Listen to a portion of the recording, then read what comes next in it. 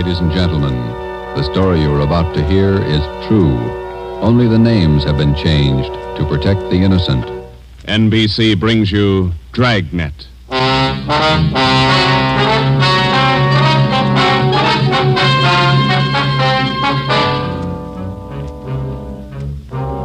You're a detective sergeant. You're assigned to burglary detail. A gang of hijackers has started to work in your city.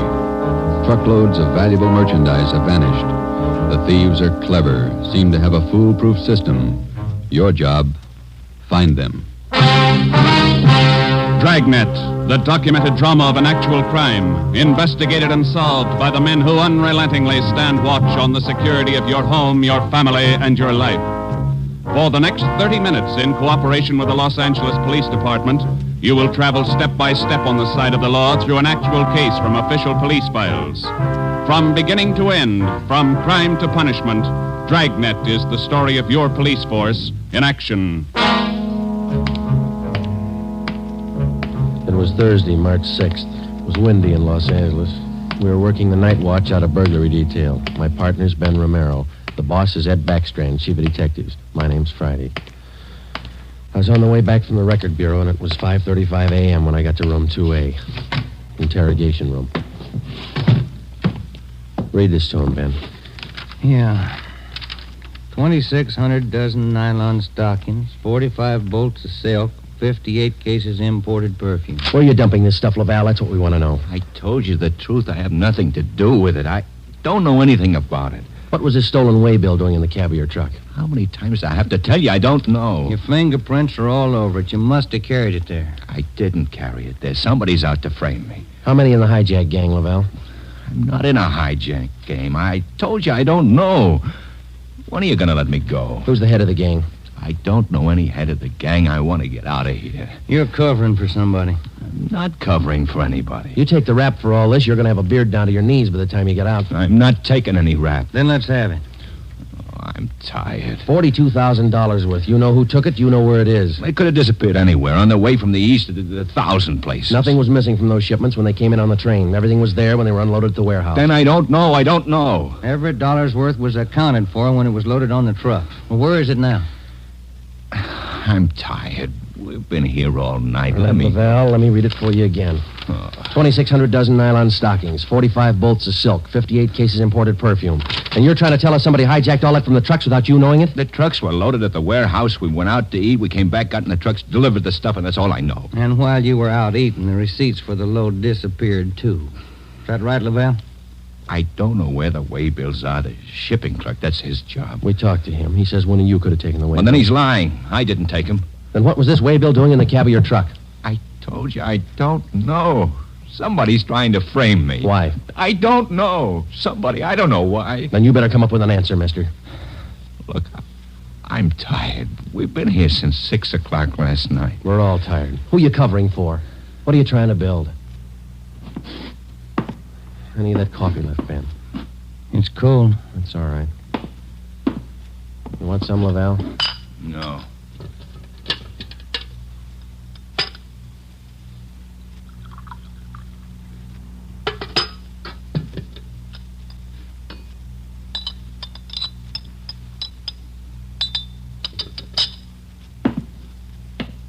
All right, now look, let's get one thing straight. We've been here all night. We can be here all day, tomorrow, the day after that, and the day after that. Yeah. We got enough to make you on this. You know that, and we're going to stay with you to tell us the truth, everything. I've told you all I'm going to tell you. If we stay here for 6 months, you got it all. This your home phone, Hillside 8321. That's right, 8321. What time's your wife get up, Laval? What do you mean? Ben, get an outside line. Yeah.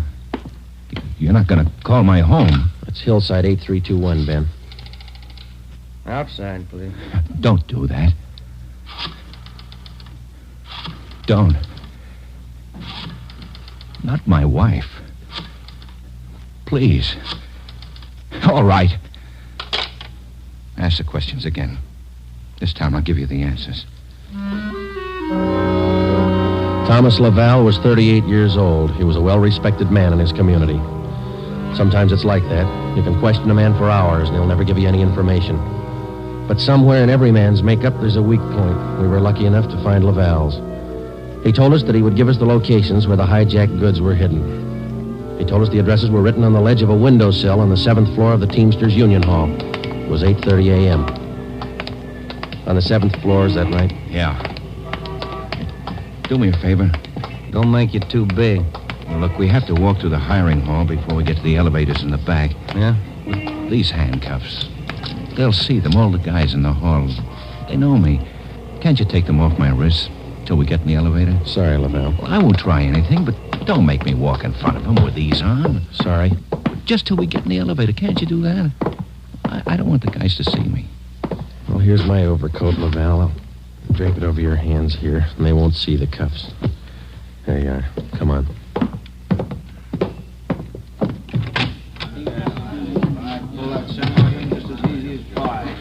Hi, Tom. How are you? Hi. What's new, Tom? Not much.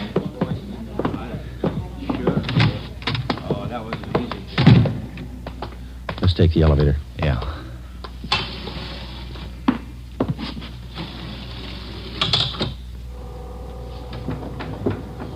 Cigarette? No, thanks. You? Yeah, okay. Thanks.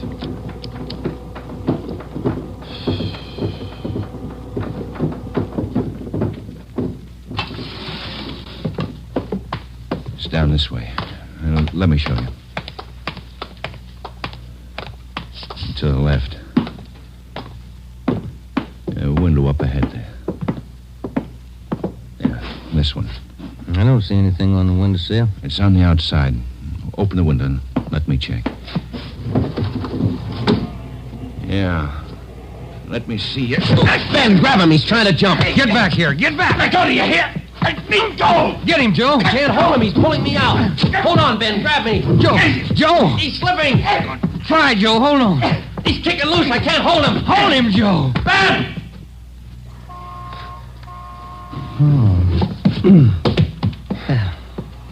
I couldn't hold him.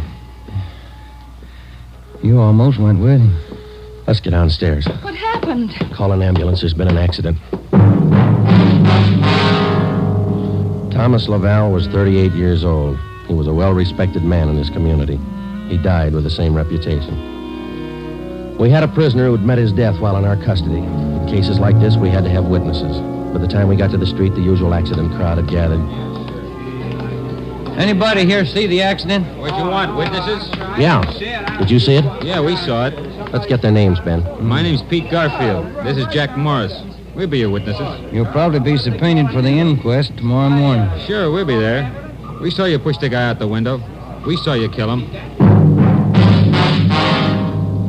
The next morning at 10 a.m. in the basement of the Hall of Justice, Harold J. Lane, Deputy Coroner, City and County of Los Angeles, read the report of the findings of the autopsy on the body of the deceased Thomas Laval. As is customary at a coroner's inquest, the identification witness was called to testify first. Elizabeth Laval, please. Raise your right hand. Do you solemnly swear that the testimony you're about to give to be the truth, the whole truth, and nothing but the truth, so help you God? Yes. Be seated. State your name. Elizabeth Laval, What is your address? 1216 East Camarillo Drive. What is your occupation? I'm a housewife. What is your relation to the deceased? His wife. Have you viewed the body of the deceased in this office? Yes. Who was the deceased? Husband. Thomas Laval. Is there anything further you wish to add? Thank you. Step down, please. Joseph Friday. Raise your right hand. Do you solemnly swear that the testimony you're about to give to be the truth, the whole truth, and nothing but the truth, so help you God? I do. Be seated. State your name. Joe Friday, What is your address? 4656 Collis Avenue. What is your occupation? I'm a police officer in and for the City of Los Angeles. Are you the investigating and arresting officer on this case? I am. Will you state briefly the facts relating to the death of the deceased? On the morning following the arrest by us of the deceased on suspicion of grand theft merchandise, He expressed a desire to assist us in the apprehension of suspects involved in these thefts and the recovery of property taken in them. Did he assist you? Well, he informed us that if we took him to the Teamsters Union Hall, that he'd be able to obtain addresses of the locations where the stolen property was cached. You then took him there. Yes, we did. What happened? When we arrived, he requested us to remove his handcuffs. We refused. The deceased then informed us that the addresses were written on a window ledge on the 7th floor. When we arrived at the window, under the pretense of searching for the addresses, he threw himself over the ledge. I grabbed his left leg to restrain him, but he kicked loose. Did you at any time have any idea that the deceased planned such action? I did not. What did you do then? We immediately went to the location of the body and had an ambulance dispatched. Do you have anything further to state? No, I have not. Are there any questions from the jury? That's all, Officer Friday. Step down. Peter Garfield. Raise your right hand. Yeah. Do you solemnly swear that the testimony you're about to give to be the truth, the whole truth, and nothing but the truth, so help you God? Yeah. Be seated. State your name. Pete Garfield. What is your address? 1654 North Pico. What is your occupation? Truck driver. Down at General Warehouse. Did you know the deceased? Yeah. How did you know him? I worked with him. And that cop's a liar, and so's his buddy sitting over there. Please confine the testimony of this inquest to facts. Were you present at the time the deceased met his death? I told you I was. And those two cops pushed Tom out of the window. Where were you at the time the deceased was pushed or jumped from the window? Jack and I just left the Union Hall. We were going out the front door when it happened. What attracted your attention? I heard him scream. When I looked up, Tom was falling. That cop was standing at the window watching him. Did you see the officer push him? Yes, I saw him. Did I understand you to say you were on the street outside the building at the time? Yeah. And you saw the officers push the deceased from the window on the 7th floor from your vantage point? Yeah. Isn't it true that that's a physical impossibility? What is? That you could have seen what you testified to from where you were standing? I know they pushed him. You know or you saw? I know, that's all. Tom wouldn't jump out of a window. Then it's true you didn't see the officers push the deceased out of the window? No, I didn't see him. Is there anything further you'd like to add? They must have pushed him. Any question from the jury? That's all, Garfield. Step down. Dorothy River. Raise your right hand. Yes. Do you solemnly swear that the testimony you're about to give to be the truth, the whole truth, and nothing but the truth, so help you God? I do. Be seated. State your name. Dorothy River, What is your address? 211 South Beverly Drive. And what is your occupation? I'm a stenographer at the Teamsters Union Hall. Were you present the morning the deceased met his death? I was. State where you were and what you were doing. I was in our office on the 7th floor doing some filing. Please state what you witnessed. The filing cabinet in our office is by the door. The office faces on the hallway, and the door happened to be open. I heard a commotion and looked out. I saw those two officers struggling with a man. Did you hear any conversation? Yes. I heard that officer there say, "Get back here, get back." The man outside the window yelled, "Let me go, let me go." This officer here, Officer Friday, said, "He's pulling me out. Hold on, Ben, grab me." How far from the window were you? I'd say about 15 feet. Do you have anything else to add? Yes. As the two policemen started downstairs, Officer Friday said to me, "Call an ambulance. There's been an accident." Thank you, Miss River. Those officers didn't push that man out the window. They were trying to hold him. After hearing additional witnesses, the coroner's jury retired at 11:57 a.m. 8 minutes later, they returned with their decision. The deceased met his death voluntarily and by his own actions. The homicide detail continued the investigation of Laval's death. A week went by. With homicide working one side, we hoped that they might turn up additional leads in the hijacking case. Nothing turned up.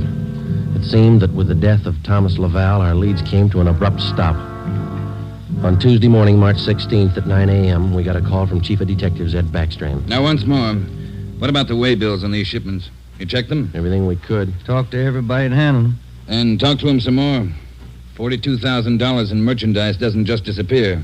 Now, who's the last one to handle those way bills? The warehouse shipping clerk. The bills were signed and stamped. 2 hours after he filed them in his desk, they disappeared. What about the truck drivers? You checked them out? Talked to all of them. Nothing so far. Nothing was missing from those shipments until they left the warehouse. Is that right? Yeah. And somewhere in between the warehouse and the delivery points, $42,000 worth of goods disappeared. Somebody's got to be hijacking those loads. We know that, but how do we get to it? Maybe they're working alone. Maybe they're working with the truck drivers. It's one of the others. Got to be. We just hadn't lost Laval. Well, you lost him. That doesn't close the case. You got a suggestion? Yeah, I got a suggestion. Crack it.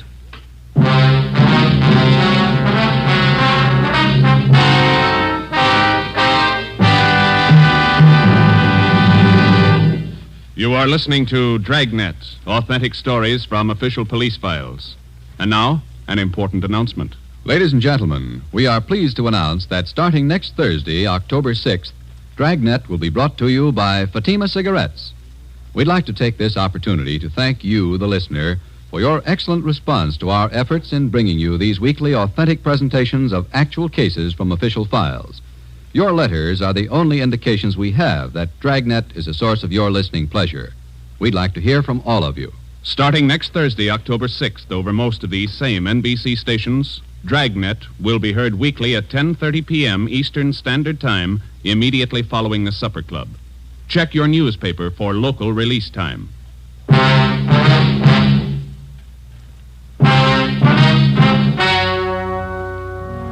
We stayed on the job. Another week went by. No leads. We spent so much time at the general warehouse where the merchandise disappeared that we almost got to be a part of the crew. We got to know everybody. We made frequent visits to the Teamsters Union Hall, but got us nothing. On Wednesday, March 26th, we reported in for work at 8 a.m. Friday, Romero. Yes, Skipper? You fooled around just long enough. They hijacked another load last night. $38,000. What outfit? Same, general warehouse. Who's your contact down there? Ray Hobart, shipping clerk. I'll hop down there right now and get the details. Right, Ed. There are 2 ways to solve this thing. Yeah? You can get those hijackers now or wait till General Warehouse goes out of business. Get on it.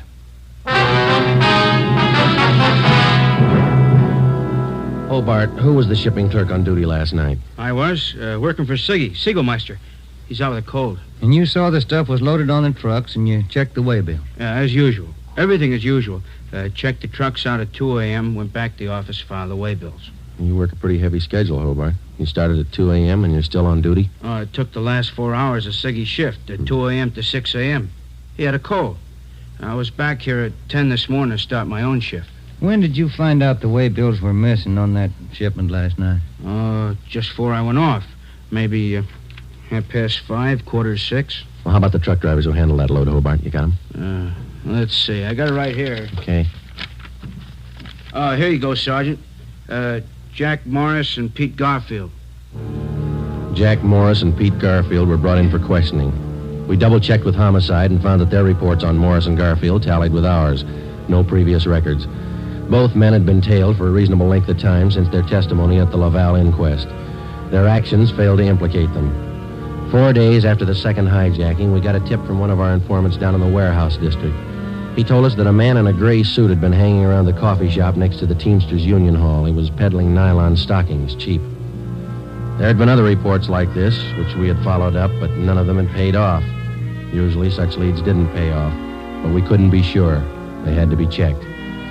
At a few minutes before 5 that afternoon, we found the nylon salesman in the gray suit in the back booth of the coffee shop adjoining the Union Hall. Look, Mag. Take a look. The finest. You can't do better. 51-gauge nylon. Look good, huh? Sure do, don't they, Joe? Yeah, they do. We've been looking for you, Mac. Some of the guys in the Union Hall said that you'd be around. Sure, I saw lots of these around the hall. Truck drivers, just like you, buying them like crazy. Good deal. Sure looks like it, man. How many pair can we have? Many as you want. 4 bits a pair, you name it. You got a couple of dozen for us? Couple of dozen? No, not on me, but I can get them. Many as you want. Well, we're kind of in a hurry. Can you get them for us fast? Couple of dozen. Better make it 3 dozen, huh, Joe? Yeah, if you want. 3 dozen. Can you get them now? Couple of hours I can get them. Same quality. Want to meet me here? Oh, I don't know. We wanted them for tonight. My wife's birthday, you know. Well, maybe an hour and a half. How's that? 3 dozen, meet you here. Oh, look, Mac, maybe we're both heading the same direction. Can't we go with you and pick up the nylon? Save time for all of us. No, I don't think so. No.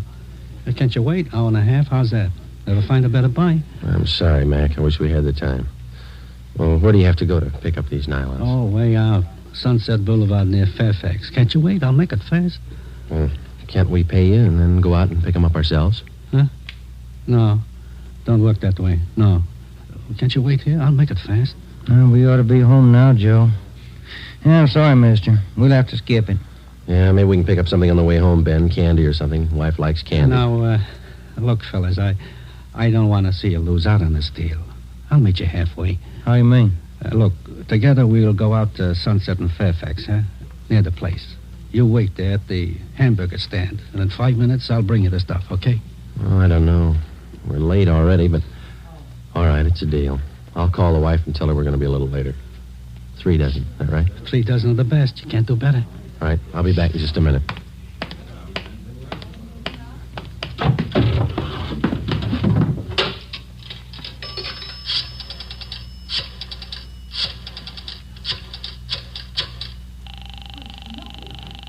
$253. 2523. Chief of Detectives Office, Chandler. Mike, Joe Friday, Backstrand there? Out right now, Joe. Well, then do me a favor, Chandler. Make it fast. Get a couple of men out to Sunset and Fairfax as fast as you can. Tell them to watch for Ben and me. You got that? Yeah, what else? We'll drive up in our car with another man. Ben and I will get out of the car and go in the hamburger stand. The other man will walk off. Whoever you get, tell him to follow that man. You got it? Right. All right. Just tail him. See where he goes, see what he does. Okay, Joe, right away. All set, Joe? She got dinner ready? Yeah, just about. We better hustle. Sure. Best deal in the world. Let's go. At 5 minutes to 6, we pulled up at the corner of Sunset Boulevard and Fairfax. It was almost dark. Ben and I got out of the car and started over for the hamburger stand on the corner. We caught a glimpse of Barcy and Kaplan in one of our detective cars parked in a gas station on the opposite corner. They had their eyes on our man. When the traffic signals changed, the man crossed the street and headed down Fairfax. Barcy and Kaplan waited a minute, and then they took off after him. He turned at the next corner and disappeared from sight. Ben and I ordered a cup of coffee, and we sat down to wait. At 6:30, we were still waiting. At 5 minutes to 7, I went across the street to the drugstore and called the office. Barcy and Kaplan hadn't been heard from. Their car, 105K, was not acknowledging calls. I had my call switched from communications to Backstrand's office. Well, they lost him Friday. I don't know how they lost him, but they lost him. Well, who's out there now? Sullivan and Whitney took a detail out there. They're combing the neighborhood right now. Well, how did it happen? A man just doesn't disappear into thin air. That's what I keep telling you about that stuff that's been hijacked. The search for the nylon salesman went on all that night and most of the next day. From his description, we ran a make on him. No previous record. He had disappeared completely. We were right back where we'd started from. The only thing we could do was to start backtracking, re-questioning the people at General Warehouse, the truck drivers, the shipping clerks. We kept a close check on Garfield and Morris, and we went back to the only possible lead still remaining, Mrs. Laval. She could tell us nothing more than we already knew. When we left her, we started on the neighbors for the second time around. For the rest of the day, we canvassed the immediate neighborhood. We got as many opinions of the Lavals as they had neighbors. At 3:30 that afternoon, we visited with Miss Gertrude Langster, a 50-year-old maiden lady who lived almost directly across the street from the Laval house.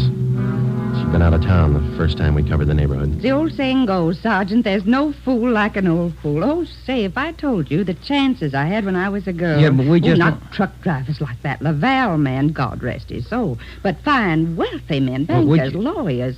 Templeton Grant, you remember him? No, ma'am. I was engaged to him once. Butterfly waist, that's what he used to call me. Well, I was slim in those days. Would you like to see some pictures of me as a girl? No, thank you, ma'am. We'd just like to ask you a few questions, that's all. Could you tell us if the Lavals had many visitors to their house in the past 6 months or so? Oh, my, no. Funniest thing, I am the nosy type, Sergeant. I like to know everything that goes on around my neighborhood, and you can take my word for it, the Lavals never had visitors.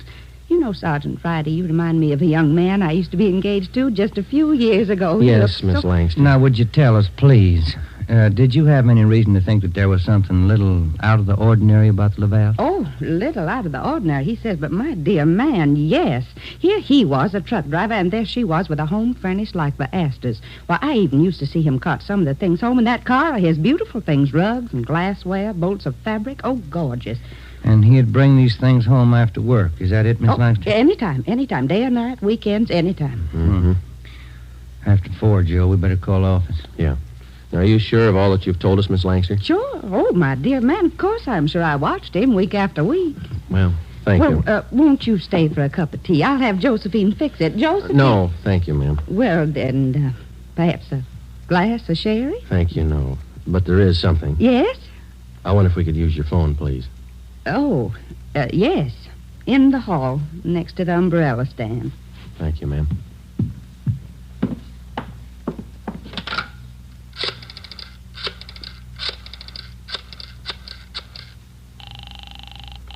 City Hall. 2523. 2523. Thanks, Trent. Friday, Ed. Nothing much here. Well, there's something here. Barcy and Kaplan just called. Pete Garfield left his house half an hour ago. Then he picked up Morris. What's so unusual about that? Nothing, except the guy driving the car is the little man in the gray suit, the nylon salesman. Barcy and Kaplan are tailing him. Where are they now? Headed north out Riverside Drive. There's nothing out there but a golf course and a lot of riding stables. I don't care what they do for recreation. Go get them. With red light and siren, it took us 12 minutes to pick up Barcy and Kaplan on Riverside Drive. At 4:23 p.m., we pulled up in front of the Blue Pony riding stables. Barcy and Kaplan's car was overturned just beyond the driveway leading up to the riding academy. Kaplan's hurt. I called an ambulance. They rammed us. What kind of a car are they in? They switched. They're driving a 12-ton Bulldog semi. Which way they head? Going north. Got a 3-minute lead on you. Pneumatic commercial. Adam 653. Let's go, Ben.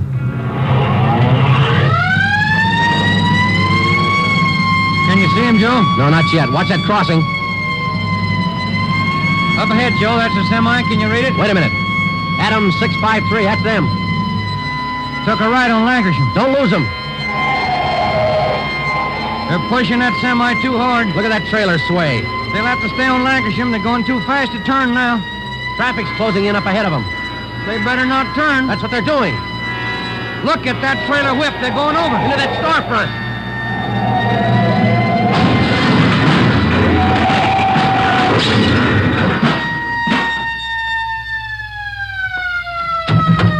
Come on, Ben. You all right? Wait a minute. Let me see. Yeah, they're banged up, but they're alive. Well, there they are, Joe. Yeah. Garfield, Morris, little man in a gray suit. It's funny, isn't it? What's that? Garfield's going to swear we pushed that truck through that window.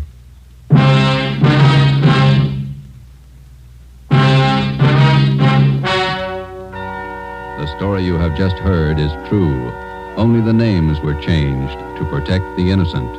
Peter Garfield, Jack Morris, and John Dolfo, the stocking salesman, were hospitalized and later brought to trial. They were convicted on charges of grand theft and received sentences as prescribed by law.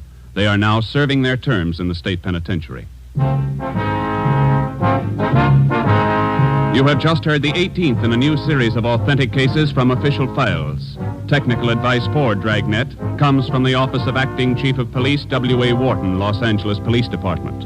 Tonight's program is dedicated to motorcycle officer Elmer Forsman of the Fresno, California Police Department, who on the afternoon of October 6, 1946, gave his life so that yours might be more secure.